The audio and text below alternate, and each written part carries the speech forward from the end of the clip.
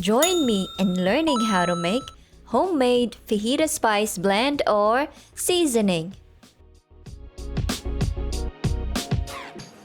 Here are the spices and the things you'll need.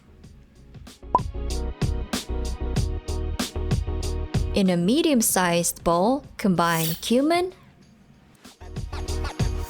chili powder, paprika, garlic powder, onion powder,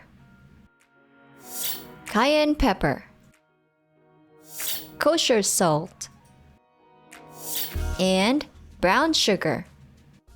Mix it until well incorporated.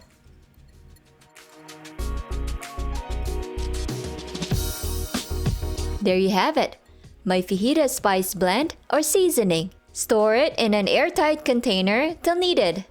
Use it for any dish that requires it. Enjoy!